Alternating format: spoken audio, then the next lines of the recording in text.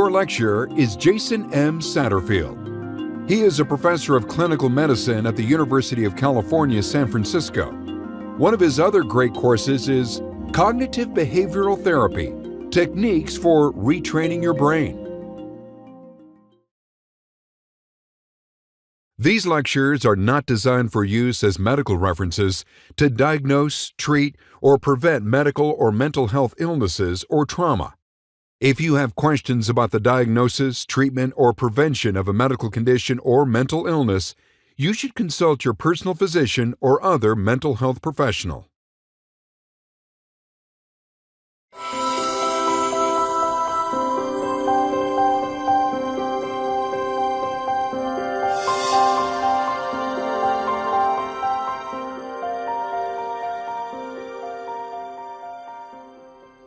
Miriam is a 63-year-old widow and mother of 2 adult sons and one 25-year-old grandson who lives with her. She works in school administration to make ends meet, but worries about finances and her health. She lost her mother, who she describes as her best friend, just last year. She says her grief is on the shelf. But she's tearful, sometimes depressed, and she worries all the time. She comes to therapy hoping she can take better care of her health, manage her worries, and maybe move forward with her grief. Amanda is a 27-year-old single woman who graduated from college with honors, but wasn't able to find a good job. She moved back in with her parents to find her footing, but she's still there after 4 years. She feels lost, confused, resentful, and afraid that maybe her life has gone off the rails and she'll never have the future that she imagined. David is a 73-year-old married man with 2 sons and a grandson. He was diagnosed with colon cancer 6 years ago, but responded well to chemotherapy and surgery. Just as he was starting to relax into retired life and enjoy being a grandfather, his cancer returned. The doctors were able to slow it, but this time it's inoperable. The best they can do is buy some time and keep him comfortable. He's looking for guidance to help him navigate this last stage of life. Welcome to our course on Cognitive Behavioral Therapy, our second offering on the topic that expands and deepens our CBT toolbox through the introduction of new cases and new challenges. Although this is our second offering, we've designed the courses so that each can stand alone and can be viewed in any order. While you'll see some similarities in how the case vignettes are presented, the intake, the assessments, goal setting, and of course the conceptual basis for CBT, this new CBT course takes a different focus and uses an alternative organizational format, all based on feedback, suggestions, and requests from you, our learners.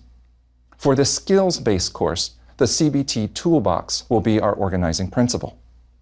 We will illustrate each and every tool through the use of active exercises and case vignettes, plus we'll explore the process of how to select the right tool and when to use it, the what, when, and how of best selecting and deploying CBT tools.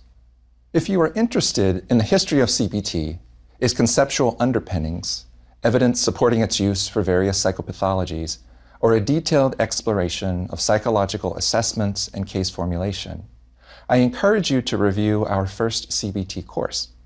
This course provides a recap of those topics, but spends the bulk of its time on the development and application of CBT skills to common problems. CBT 1 was explicit in assessments and formulation. This course is too, but we add in another layer, the internal dialogue of the therapist. What questions are being considered? What is driving the conversation? What am I screening for?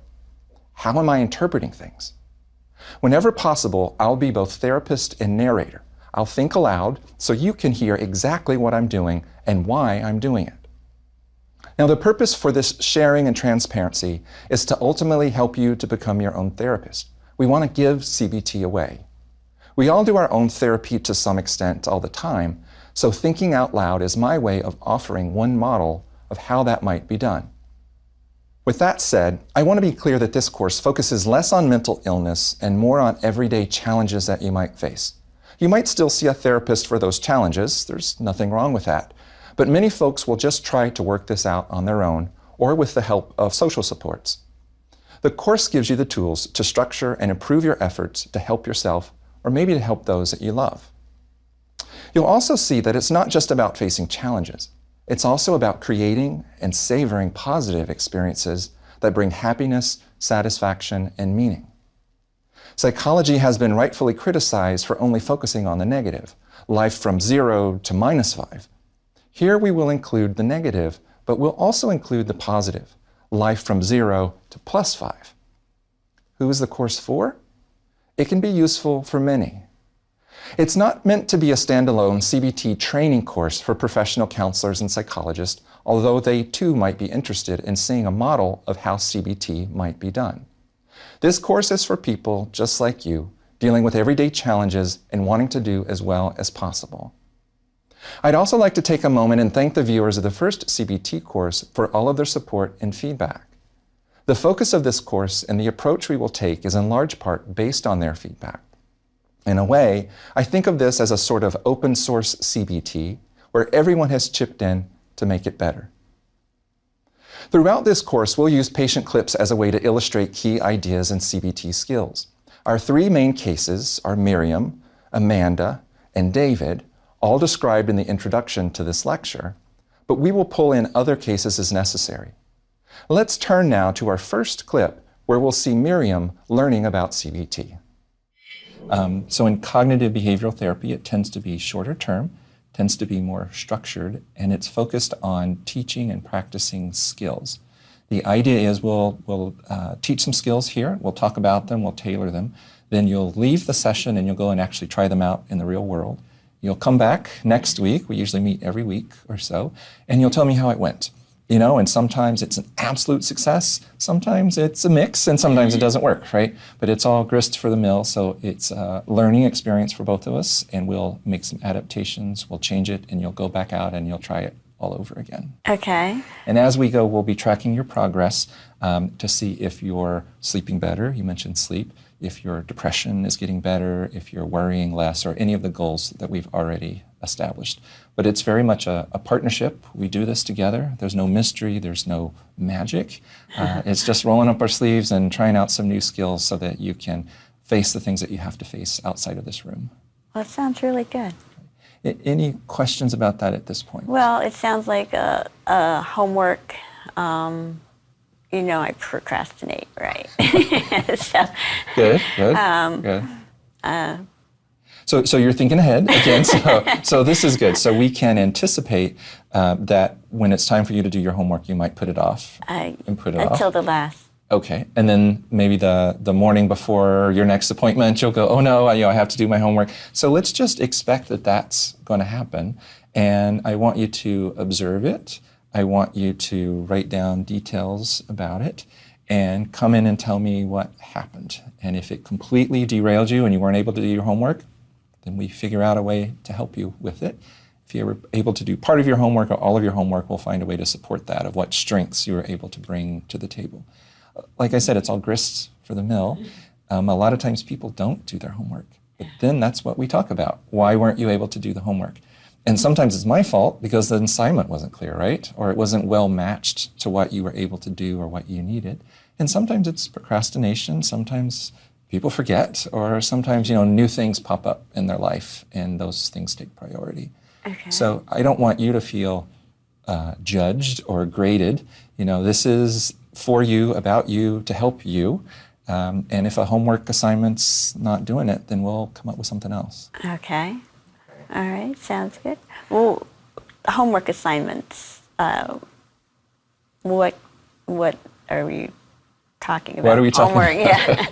Yeah. Right, so usually we will set an agenda when you come in and decide on what problem we're going to focus on. So the homework assignment will target that one problem, and then we'll look at maybe things coming up in the week. So you have some social interactions, someone you had a conflict with, maybe practice assertiveness skills, asking for help. It might be tracking your activity levels. It might be tracking the amount that you sleep. So some of them are just observation, and some of them are actually going out and trying out new skills. And it will change from week to week depending on where we are. And usually where we start early in therapy, I will take a more active role in helping you design the homework, because you haven't done this before, right? Right. But as we move along, I'm going to have you design more and more of your homework, Because ultimately, when you graduate, right, you finish, you're going to be on your own out there. Right. And it's up to you to keep using and learning and deepening those skills. Okay. All right, sounds good. So why don't we talk a little bit about the cognitive behavioral model. And I wanted to show you just a simple diagram. And usually they draw it as a triangle, and they call it the CBT triangle. So I'm going to write up at the top emotions. So we can call them feelings, emotions, so depression, anxiety, happiness. So positive, negative emotions are all up here. Okay. And then at one corner, we have cognition. So that's thoughts, memories, things that you're anticipating, even sort of images, that might come to mind. So it's all the mental activity. And on the third corner of that triangle, we have behaviors or activities. So we have cognitive behavioral therapy, which helps us to manage emotions. Okay. They draw it as a triangle because each corner influences the other. So the way we think affects the way that we feel. The way we feel, though, also affects the memories we pull to mind, the lens through which we view the world. So it works both directions. Or on the activities or behavior corner, if you're engaged in an activity that you really enjoy, it's going to lift your mood. If you're engaged in an activity or just not active at all, it's probably going to push down your mood. And it's vice versa. So if you start off the day in a really energetic, happy mood, you're more likely to be active. So if you want to change the way that you feel, if you want to better manage emotions, if you want to push your way through grief and to move forward, one way to do that is to look at how you're thinking, the cognitions, and what you're doing, the behaviors. And if there's a way for us to intentionally change that so that we can change your emotions, that might help you to get unstuck. Okay. So we have those three corners, and the tools that we'll be talking about for your toolkit fall into the cognitive category, the behavioral category, and some of them are kind of in the middle. They're a little bit of both. And what we'll do is we'll track whether or not those tools are effective in changing your emotions and whether they push them up or they push them down. But I think part of what you'll learn is not just what tools right for which occasion. You'll learn that you have power, that you have the power to reach in cognitively or behaviorally and actually change the way that you feel. I'm looking forward to that. Me too. Okay. So we have a sense of what CBT is and how it might work, and also what concerns Miriam might have, namely her habit of procrastinating and how that might influence her ability to do her homework and practice her CBT skills. In my mind, I'm watching for several things.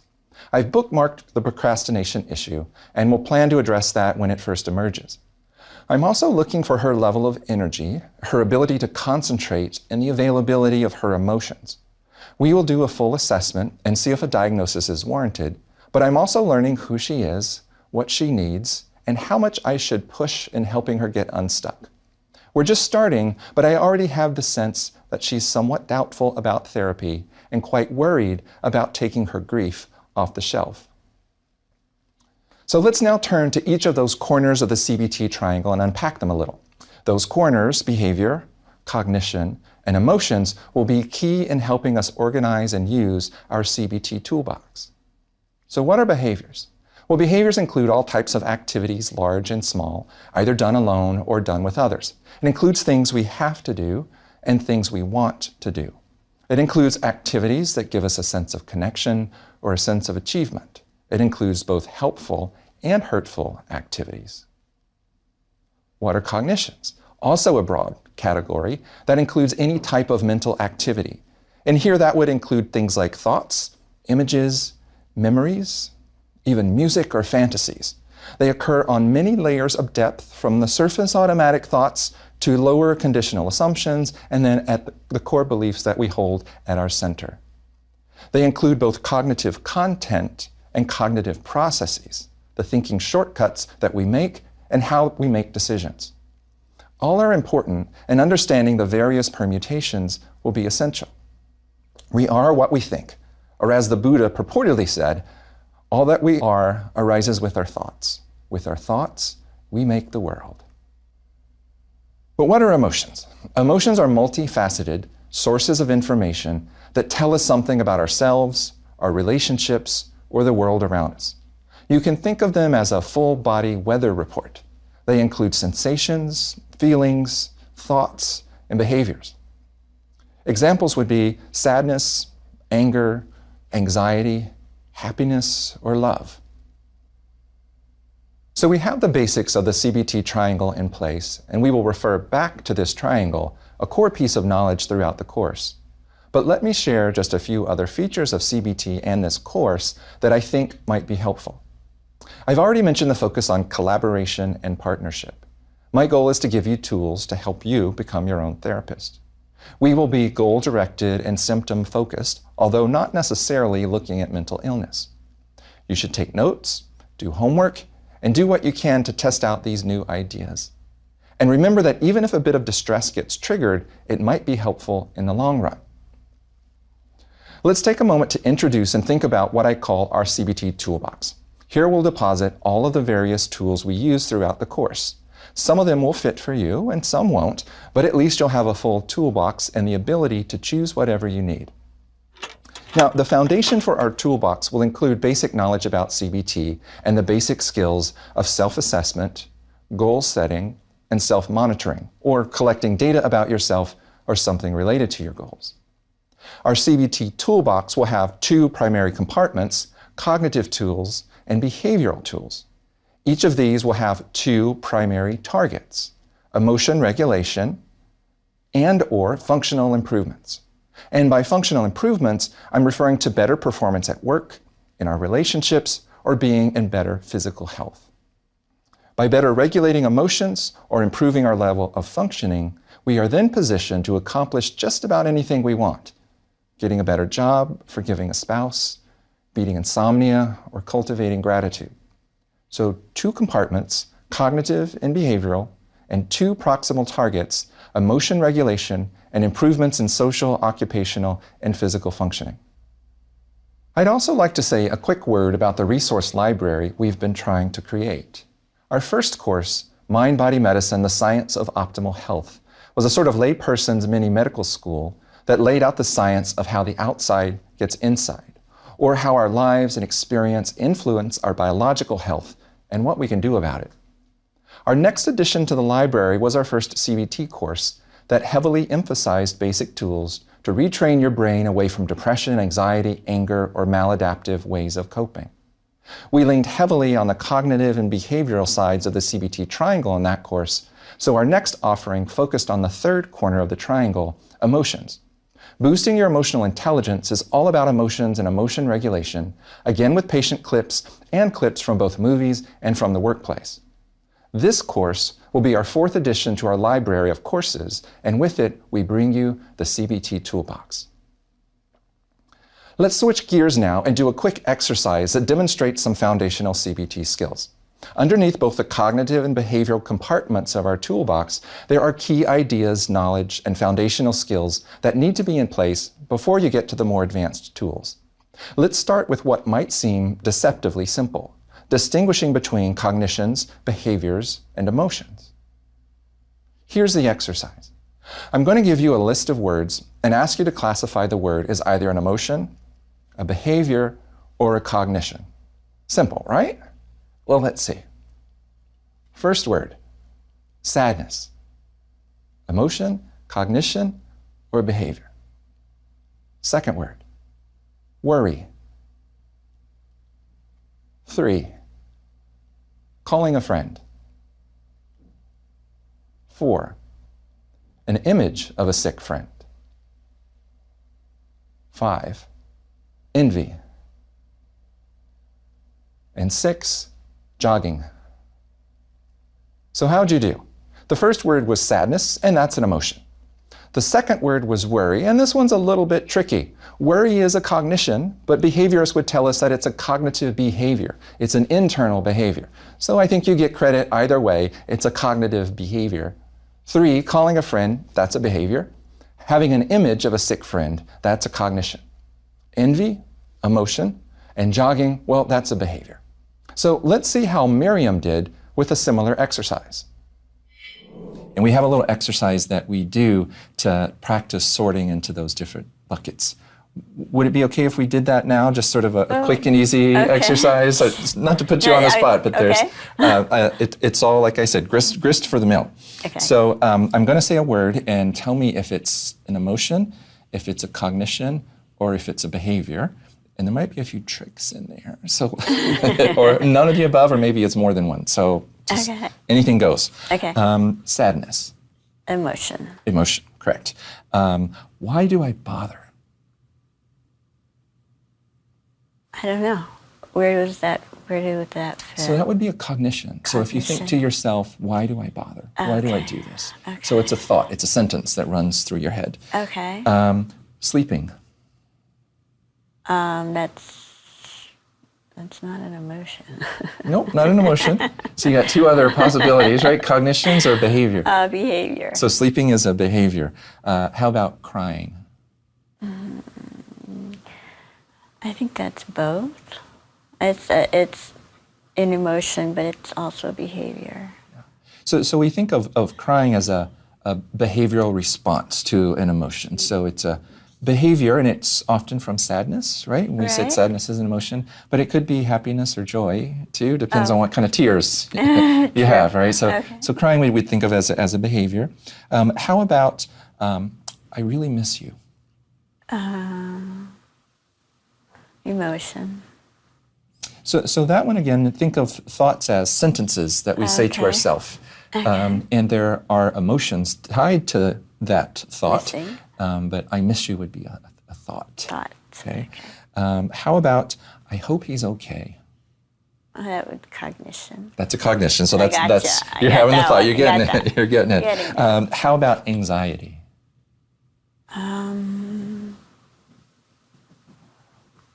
That's an emotion. That's an emotion. How about worry? That, to me, is a behavior. That's a good one, and it's one of those tricky ones because it's a cognitive behavior that's tied to an emotion, right? So worry is usually mental activity, and sometimes we think of mental activity as a form of behavior. I think technically we would think of it as a cognition because when you worry, you kind of ruminate, turn things over and over in your head, usually driven by anxiety, but not always. So fair to say that it's a behavior, but it's internal behavior. It's something that you're turning over in your head. Okay. Just a couple more. How about laughing? Emotion. Another one of those tricky ones, right? So it's often driven by an emotion of sort of happiness or joy, but laughter is a behavioral manifestation of an emotion. So it's a behavior. So I could, and I won't do this, but I could tell you to laugh right now, right? And we could pretend to laugh, and that would be a behavior. We would be behaving by laughing. Okay. How about gratitude? Gratitude is an emotion. Is an emotion, right? And there's, these are all connected by that triangle. So there's behaviors that might be tied to it. There are thoughts that might be tied to it, but we think of it as feeling grateful. It's an emotional experience that people have. How about I'm going to do this, I'm going to get better? That's cognition. So that's a cognition. And there's a feeling maybe of hopefulness that's tied to that. There's maybe the behaviors of rolling up your sleeves and doing your homework, right? That could be tied to that, but it's really a cognition. Okay. So I'll stop there, but you'll see it gets a little tricky, right, to try to sort these into those three buckets. It's important because if we're working with a behavior, working with cognition, we might use different tools.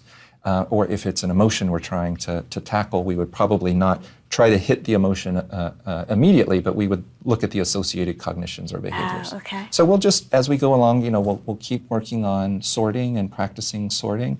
And maybe one of the homework exercises I can give you is another sorting exercise just to get a little more practice. Does that sound good? Mm-hmm. Okay. That sounds good. Okay. You can see she was having some trouble, so this is probably where we would start. She will need to be able to separate emotions, cognitions, and behaviors so we can begin to use our CBT skills, those corners of the CBT triangle. But let's look at another exercise. Here I'm going to read you a brief story.